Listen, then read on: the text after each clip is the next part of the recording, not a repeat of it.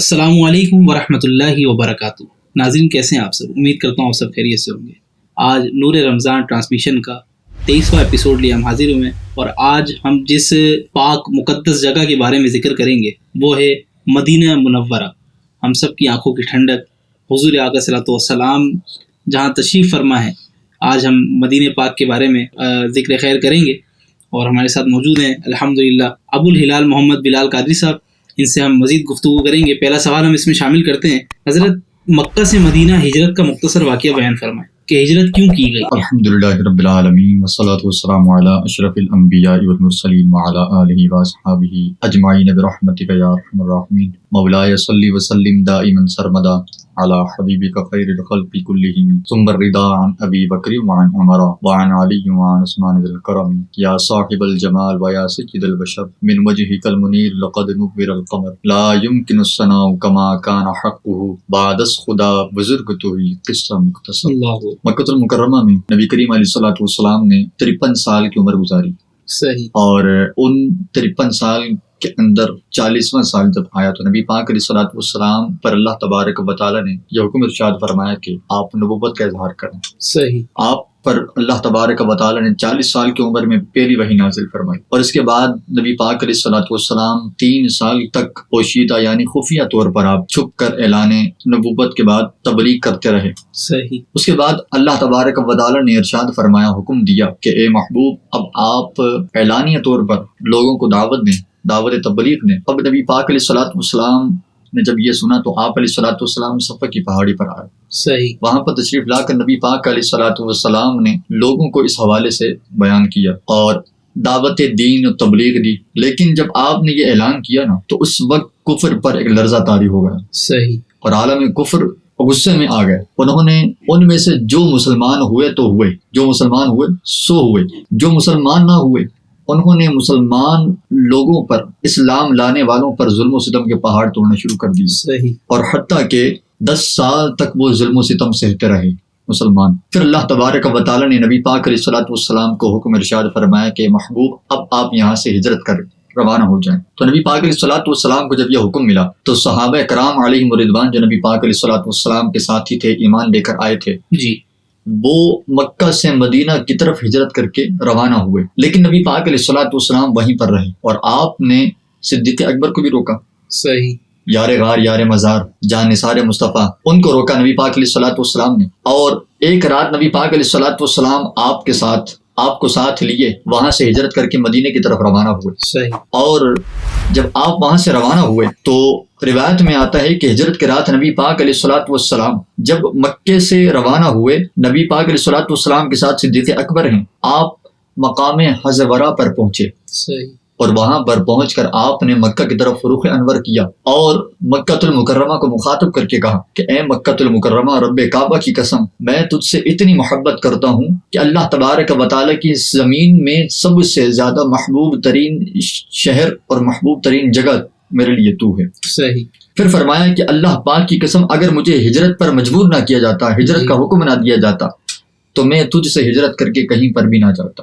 پھر امام حاکم نیشابوری علیہ رحمہ اس روایت کو بیان کرتے ہیں، فرماتے ہیں کہ نبی پاک علیہ الصلوۃ والسلام نے جب ہجرت کا ارادہ فرمایا جی، مکہ المکرمہ سے مدینہ المنورہ کی طرف، تو بارگاہ الہی آپ صلی اللہ علیہ وسلم نے دعا کے لیے ہاتھ اٹھائے، اللہ اکبر، اور آپ کی دعا کتنی پیاری دعا آپ نے ارشاد فرمائی۔ آپ فرماتے ہیں کہ اے اللہ، تو نے مجھے میرے محبوب ترین شہر سے نکالا، صحیح، ہجرت کا حکم دیا، اب تو مجھے اس جگہ پر پہنچا کہ جو تیرے نزدیک زیادہ محبوب ہے، فرمایا اس جگہ پر پہنچا کہ جو تیرے نزدیک زیادہ محبوب ہے۔ صحیح، اللہ اکبر۔ اسی بات کو شیخ عبدالحق محدث دہلوی علیہ رحمہ اپنی کتاب جذب القلوب کے اندر روایت کر کے نقل کر کے آگے فرماتے ہیں کہ ایک محبوب اپنے محب کے لیے، جذب القلوب میں فرمایا کہ ایک محبوب اپنے محبوب کے لیے وہی چیز پسند کرتا ہے کہ جو اس کے نزدیک عزت والی، شرف والی اور پسندیدہ چیز ہو۔ صحیح، اور نبی پاک علیہ الصلوۃ والسلام کا جب اللہ تبارک و تعالی کی بارگاہ میں ہاتھ اٹھانا تھا نا،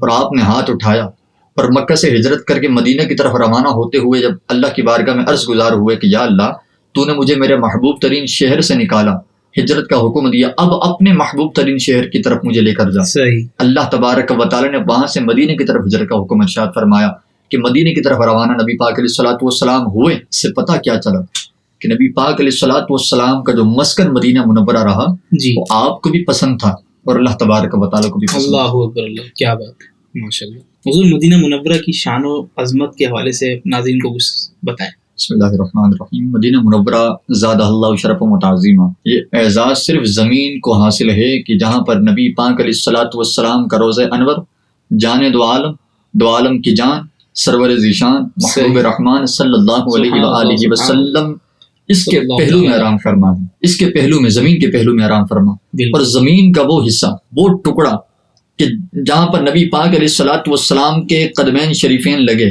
جی، جنہوں نے نبی پاک علیہ الصلوۃ والسلام کے قدمین شریفین کو بوسہ دیا جی، اور بوسہ دے رہا ہے، یقیناً وہ جگہ جو ہے وہ عرش سے بھی اعلیٰ اور افضل ہے۔ اللہ، جیسے آپ کو میں بیان کروں، حضرت ابن عقیل حنبلی رحمہ اللہ اپنی کتاب کے اندر فضائل مدینہ المنورہ میں ارشاد فرماتے ہیں کہ جو مدینہ المنورہ ہے نا، جی، جہاں پر نبی پاک علیہ الصلوۃ والسلام آرام فرما رہے ہیں، فرمایا کہ انہا افضل من العرش، یہ جو نبی پاک علیہ الصلوۃ والسلام کا روضہ اطہر ہے، جی، فرمایا یہ عرش سے بھی افضل ہے۔ صحیح، اسی طرح امام یوسف نبہانی رحمۃ اللہ تعالی علیہ نے اسی چیز کو اپنی کتاب کے اندر بیان فرمایا کہ زمین کا وہ حصہ، وہ ٹکڑا کہ جس میں نبی پاک علیہ الصلوۃ والسلام آرام فرما ہیں، فرمایا کہ بالاتفاق تمام زمین بلکہ کعبہ بلکہ عرش سے بھی افضل ہے، اللہ، کرسی سے بھی افضل ہے، اللہ، کہ وہاں پر محبوب رحمان صلی اللہ علیہ وسلم آرام فرما ہے۔ صحیح، اسی طرح اس کی شان کا آپ اندازہ اس بات سے لگائیں، نبی پاک علیہ الصلوۃ والسلام کی روایت بخاری شریف کے اندر ہے، نبی پاک علیہ الصلوۃ والسلام فرماتے ہیں کہ مکۃ المکرمہ کو حضرت ابراہیم علی نبینا علیہ الصلوۃ والسلام کی دعا سے اس کو حرم قرار دیا اللہ تبارک و تعالیٰ نے، ابراہیم خلیل اللہ علی نبینا علیہ الصلوۃ والسلام، اور مدینہ المنورہ فرمایا کہ اسے اللہ تبارک و تعالیٰ نے میری دعا سے حرم قرار فرمایا۔ اللہ اکبر، اس کی شان کا اندازہ آپ اس بات سے لگائیں۔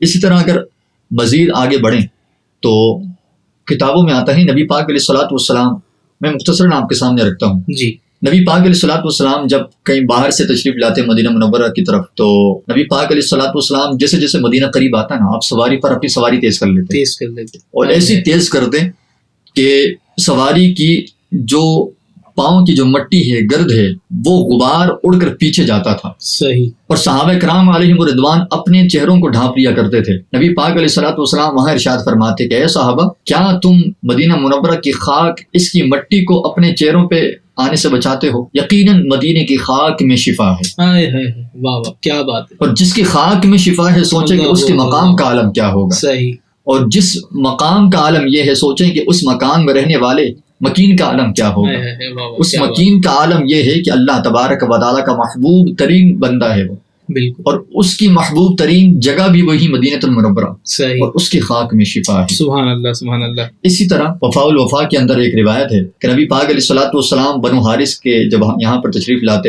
لائے تو وہاں پر آپ نے دریافت فرمایا کہ کیا حال ہے، کیا عالم ہے، تو عرض کی یا رسول اللہ صلی اللہ علیہ وسلم، یہاں پر سبھی کی طبیعت خراب، بخار میں پڑے ہیں۔ نبی پاک علیہ الصلوۃ والسلام نے ارشاد فرمایا کہ مٹی لاؤ، مدینہ پاک کی مٹی لاؤ، اس کو پانی میں گھولا، پانی میں گھول کے پلایا اور جھڑکا، اور نبی پاک علیہ الصلوۃ والسلام کا یہ عمل کرنا تھا کہ فرماتے ہیں کہ وہ بخار تمام کے جسم سے بخار چلا گیا۔ اور مدینہ منورہ ایسی مبارک جگہ ہے، نبی پاک علیہ الصلوۃ والسلام فرماتے ہیں، نبی پاک علیہ الصلوۃ والسلام اس کے حوالے سے دعا فرماتے ہیں کہ اللہ اس سے بخار کو دور فرما۔ مدینہ منورہ وہ جگہ ہے کہ جہاں پر نبی پاک علیہ الصلوۃ والسلام کے صحابہ کرام اور نبی پاک علیہ الصلوۃ والسلام بیٹھ کر اسلام کی تبلیغ کیا کرتے تھے۔ تو اس سے مقدس جگہ مکہ بھی نہیں، مکہ اپنی جگہ پر اعلیٰ ہے بے شک، لیکن مدینہ مکہ سے اعلیٰ ہے، کیونکہ مکہ میں نبی پاک علیہ الصلوۃ والسلام تشریف فرما تھے اور مدینے میں نبی پاک علیہ الصلوۃ والسلام اب بھی تشریف فرما ہیں۔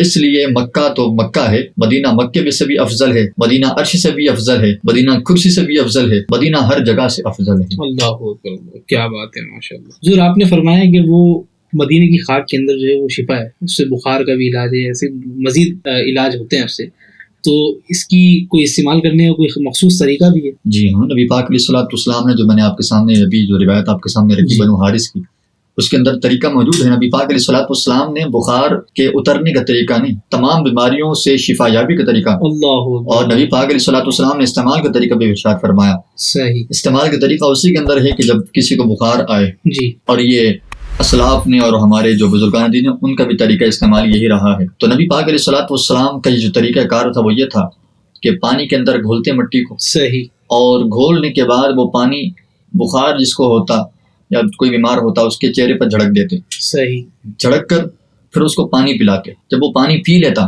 تو اس کو شفا یابی مل جاتی. اللہ اکبر. اسی طرح اگر کسی کو زخم بھی ہو جسم پر، اگر وہ خاک شفا مل لے یا خاک شفا پانی میں گھول کر پانی پی لے، اس کو تب بھی شفا اللہ تبارک و تعالی کے فضل و کرم سے مل جاتی ہے. کیا بات ہے، کیا بات ہے، ماشاء اللہ.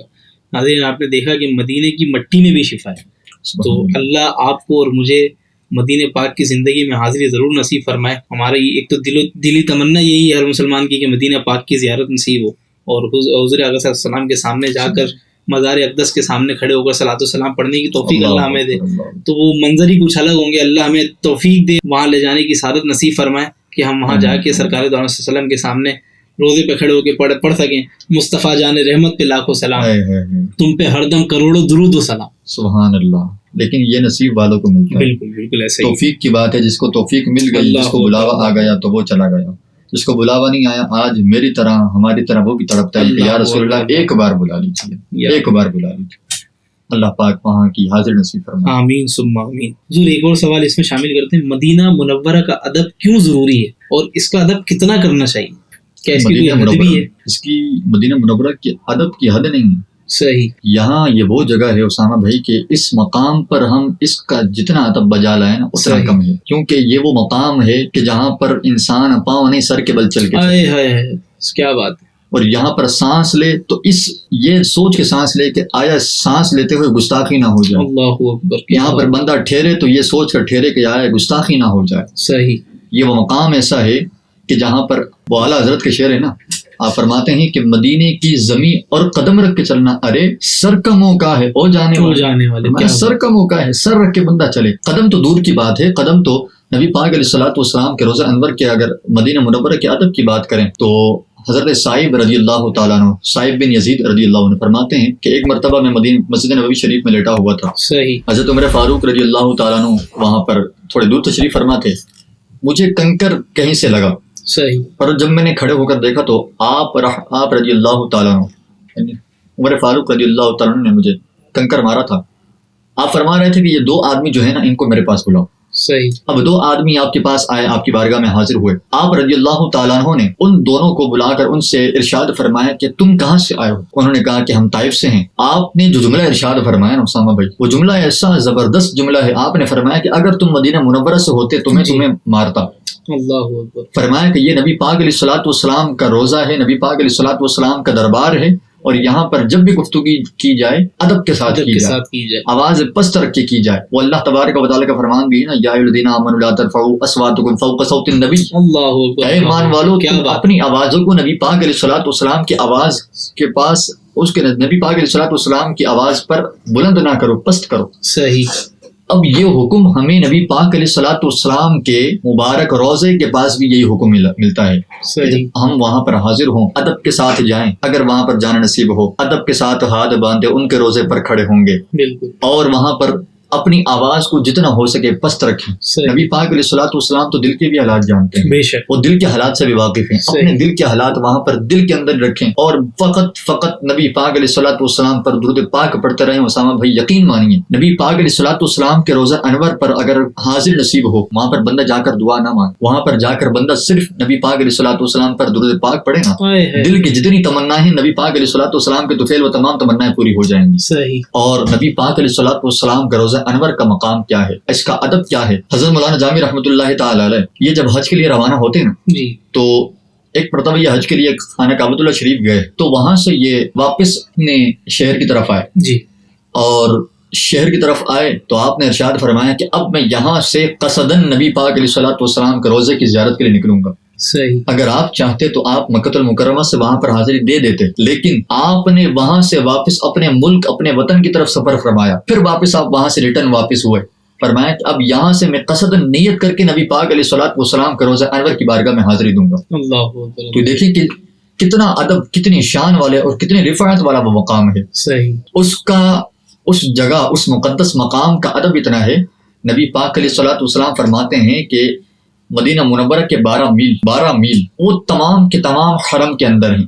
صحیح. تمام حرم ہے. یہ وفاء الوفا کے اندر یہ روایات موجود ہیں. اچھا، اسی طرح ابو ہریرہ رضی اللہ تعالیٰ سے بھی یہی مروی ہے. اب نبی پاک علیہ الصلوۃ والسلام نے جو فرمایا نا، ابو ہریرہ فرماتے ہیں کہ ان تمام جگہوں پر شکار کرنا بھی منع ہے. صحیح. ان تمام جگہوں پر گھاس کاٹنا بھی منع ہے.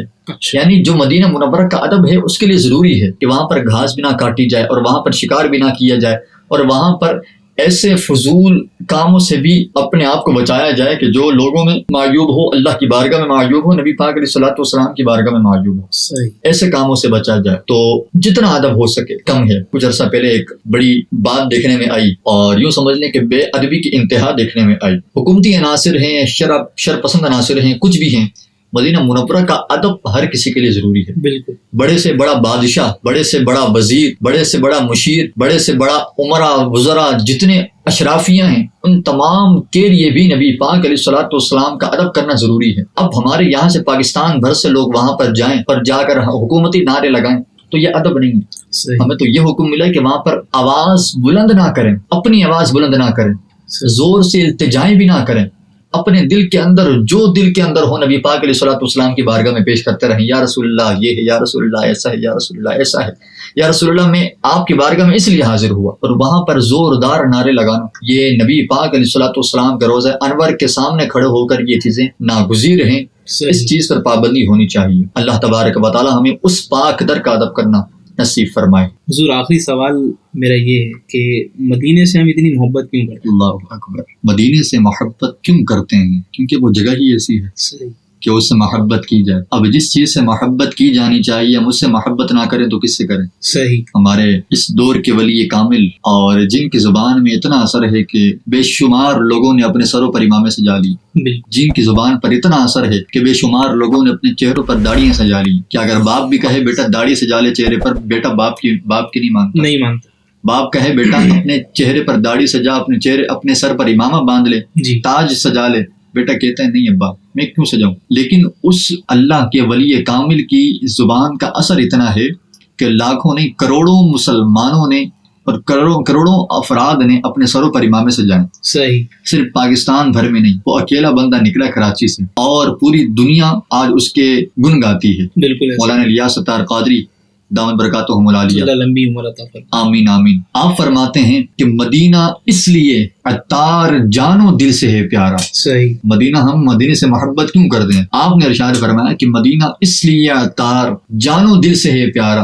کیونکہ رہتے ہیں میرے آقا میرے سرور مدینے میں. کیا بات ہے. میرے آقا میرے سرور مدینے میں رہتے ہیں. دو عالم کی جان وہاں پر رہتی ہے. نبی پاک علیہ الصلوۃ والسلام وہاں پر ہیں تو ہم کیوں نہ محبت کریں. صحیح. تو یقیناً ہمارے دل میں بڑی محبت ہے. بس ایک دلی آرزو، ایک دلی تمنا ہے کہ اللہ پاک ہمیں اس پاک در کی حاضری کے اسباب پیدا فرمائے ہمارے لیے، اور اس پاک در کی حاضری ہمارے نصیب میں فرمائے. آمین بجاہ نبی الامین صلی اللہ علیہ وسلم. حضرت سب سے پہلے آپ کا بڑا شکریہ ادا کروں گا کہ آپ نے ہمیں آج پھر ٹائم دیا. جزاک اللہ. اور امید کرتا ہوں کہ آگے کے سلسلے میں بھی اگر آپ کی حاضری رہی اور اگر آپ کو تکلیف نہ ہوئی تو آپ ہمارا ساتھ دیں گے انشاءاللہ. ناظرین، امید کرتا ہوں کہ آپ کو اس سلسلے سے بہت کچھ سیکھنے کو ملا ہوگا اور بہت کچھ جاننے کو ملا ہوگا. اجازت دیں ہمیں اگلے سلسلے کے لیے، اور ملاقات ہوگی آپ سے اگلے سلسلے میں. السلام علیکم ورحمۃ اللہ وبرکاتہ.